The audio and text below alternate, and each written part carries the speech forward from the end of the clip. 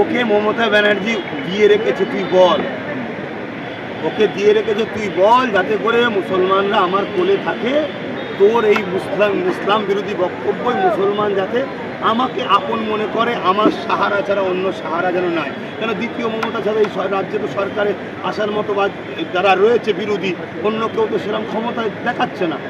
তাতে মমতার পাশে যাতে সবাই যায়, এজন্য অর্জুন সিংকে দিয়ে বলাচ্ছে মমতা ব্যানার্জি, না হয় ওকে তো বন্দি করা দরকার, ও তো সংবিধান বিরোধী কথা বলছে, ও তো সমাজে দাঙ্গা লাগাতে চাইছে, এরকম লোককে তো জেলের মধ্যে রাখা দরকার, মমতা করছে না কেন?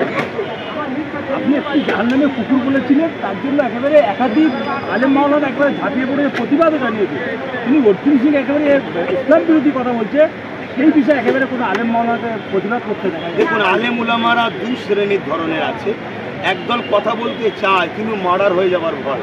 যেমন দেখলেন না উত্তরপ্রদেশে বেচারি, সে কি বলে আফগান থেকে কারা এসেছে, তাদেরকে দেখতে গেছে, অথচ এনেছে ভারত সরকার, তাদেরকে দেখতে গেছে, তার পরিবার দুটো বাচ্চাকে হত্যা করে দিল। তা আমার রাজ্যেও তো কি বলে বাড়াইপুরে মসজিদের মধ্যে ঢুকে ইস্তেঞ্জা করলো, উলামার ঘর ভাঙতে গেল ইমামের। তো এরকম একদল মানুষ আছে যারা বলতে চায় কিন্তু ভয় তাদের, বলতে পারছে না।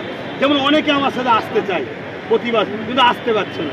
তাদের মধ্যে থেকে যারা ঠিক করেছে ধর যা হয় হবে, চল আল্লাহ জানবি চল, তারা এগিয়ে এগিয়ে আসছে, আগামীতে আরও আসবে ইনশাল্লাহ। একটা শ্রেণী। আরেক শ্রেণী হলো যারা দুনিয়ায় এলেম অর্জন করেছে ঠিকই, কিন্তু কাগজি শক্তির কাছে অর্থের লোভে বিক্রি হয়ে গেছে, যাদেরকে হুজুর পাক সাল্লাল্লাহু আলাইহি ওয়াসাল্লাম বলেছেন আসমানের নিচে জমিনের উপরে সব থেকে নিকৃষ্ট তারা। ভাইজান, শুধু অর্জুন সিং বলে না, এই রাজ্য সরকারকেও অনেকেই বলছে, রাজ্য সরকারের যারা এমএলএ এমপি আছে অনেকেই বলছে যে মমতা মুখ্যমন্ত্রী আল্লাহ, এবং একটা ভাঙড়ের নেতাকে বলছে যে গরিবের আল্লাহ। ভাই তুমি কোন মিডিয়া আমি জানি না, জানতে চাই না, তোমাকে টার্গেট করবে, কিন্তু তোমাকে ধন্যবাদ জানাই যে তুমি এই প্রশ্নটা করেছো। এটাই তো দুঃখ, আমরা উত্তরপ্রদেশে কিছু হলে আন্দোলন হয় কলকাতা, কিবার রাজ্যে যখন আল্লাহর সঙ্গে একটা চোরকে তুলনা করা হয়, আমি চ্যালেঞ্জ করছি, চোর, চোরাদের সর্দার, তাকে তুলনা করা হয়, তখন কিন্তু আমার রাজ্যে কেউ উলামারা মুখ খোলে না, কলকাতা আন্দোলন করেনি। অবিলম্বে এই কথাকে উইড্র করতে হবে, বা যাকে বলেছে সে যেন বাইট দেয় যেটা ভুল বলেছে। চুপ থাকা মানে তো সাপোর্ট করা, দুঃখের বিষয়, এটা তো বড় লজ্জা। তবে আহলে সুন্নাত ওয়াল জামাত কিন্তু বলে, আজকের এই মেম্বার থেকে প্রতিবাদ করেছে। আজকে আগামী দিন আমরা 1.5 সপ্তাহের মধ্যে ঘোষণা দিয়েছি, এই আল্লাহ কেন বললো এর বিরুদ্ধে বিরাট বড় একটা প্রতিবাদ সভা আমরা করবো। আপনি মুখ্যমন্ত্রী মমতা ব্যানার্জির নামে এইসব কথা বলছেন, কিন্তু চ্যানেলপুরে ফওয়াদ মোল্লা বলেছে আমার বাপ মাকে গাল দিলে আমি কিছু বলবো না, কিন্তু মায়ের মতন মমতাকে গাল দিলে আমি তার জেলের ভাত খাবো। আপনি বলছেন, আল্লাহ নবী বলছে মা হলো জান্নাত, বাপ হলো জান্নাতের দরজা। যে মা বাপকে সম্মান করে না সেরকম লোকের উত্তর দেওয়াই পছন্দ করি। বল দাদা, এবারে একেবারে সাংবাদিকদের মারাই ইন্ধন দিচ্ছে ফওয়াদ মোল্লা।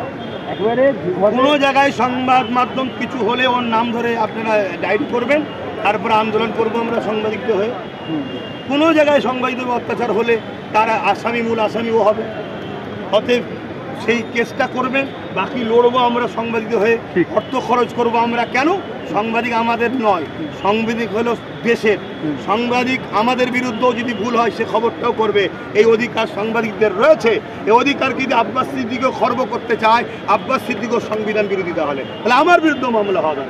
একেবারে কারোর বিরুদ্ধে যদি খবর করা হয়, নির্দিষ্ট খবর করা হয়, ভরা এসএস থেকে কীভাবে বলতে পারে যে দায়িত্ব নিয়ে বলছি, যেখানে পাবে সেখানে মারার বিষয়? ব্যাপারটা হচ্ছে এরকম রাজতন্ত্র চালাচ্ছে, এরা সংবিধানকে শেষ করে দিয়েছে। পশ্চিমবাংলার সরকার সংবিধানকে বুনাগুল দেখায়, সংবিধানকে মানে কি বলবো গলা কণ্ঠরোধ করে তাকে তুলে দিয়েছে। অতএব দেখছে প্রশাসন আমাদের সব আমাদের, আমরা যা বলবো তাই। আর প্রশাসনের ভাইরা অন্যায়ের বিরোধী বলতে চায়, তারাও ভয় করে আমাকে দিদি কেসে জড়িয়ে দেয়, আমাকে দিদি মেয়াদার কেসে জড়িয়ে দেয়। তাদেরও তো একটা পরিবার, একজন সম্মান আছে, তারাও চাপে পড়ে গেছে। এই জায়গায় সমাধান হিসাবে আমি মনে করি ব্রিটিশ তারাতে সাধারণ মানুষ যেভাবে আগিয়েছিল, সবাইকে ঐক্যবদ্ধ হতে হবে।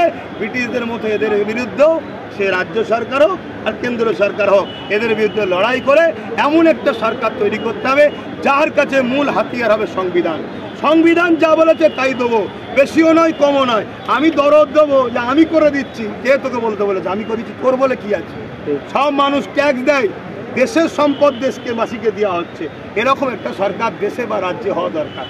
ভাইজান, শাসক দলের কোনো নেতাকে কোনো কিছু নির্মম অত্যাচারের কথা বললে তারা মেয়েলি কেস, বিভিন্ন কেসের মানে হুমকি দেয়, কি বলবেন এই বিষয়ে?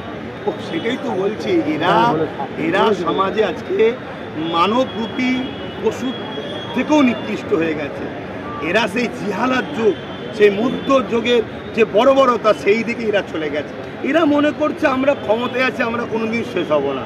এরা জানে না পাবলিক একটা দিন ধৈর্য ধরবে, যখন পাবলিক বুঝবে যে আমার দেশ শেষ হয়ে যাচ্ছে, রাজ্য শেষ হয়ে যাচ্ছে, তখন দেশ রাজ্য তো সবার আগে না, তখন পাবলিক বুঝিয়ে দেবে। ভাইজান, নতুন করে আপনার ভিডিও আবার কাটিং করে একেবারে ভরা মঞ্চে মাইকে শোনানো হচ্ছে, ভালো তো, আমার প্রচার হচ্ছে তো। আপনাদের কেন মানুষ অত বোকা নয়, সবার হাতে অ্যান্ড্রয়েড মোবাইল। এখন গুগলে সার্চ করো, ইউটিউবে সার্চ করো, সঙ্গে সঙ্গে পুরো বক্তব্য চলে আসবে। কেউ কাটিং বক্তব্য শুনে মানবে, আজকাল মানুষ আছে বলে আমার মনে হয় না। সবাই পুরোটা দেখার শখ করবে, আর পুরোটাই যখন দেখতে যাবে, যেমন মুহাম্মদ সাল্লামের বক্তব্য শুনে আবু জেহেল চেয়েছিল অপমান করবো, মিথ্যা প্রচার করেছিল, আর যখন তারা নিজে গিয়ে শুনেছে মোহাম্মদ রসুলের দিবানা হয়েছে। আমি তো শুধুমাত্র মানুষ একটা, মুখ একটা, কিন্তু আমার লক্ষ্য তো মোহাম্মদ রসুলের বাণী মানুষকে শোনানো। আর মোহাম্মদ রসুল এসেছে মানুষ জাতিকে অন্যায় জুলুম থেকে মুক্ত করে ইনসাফ ইনসানিয়াত প্রতিষ্ঠিত করতে।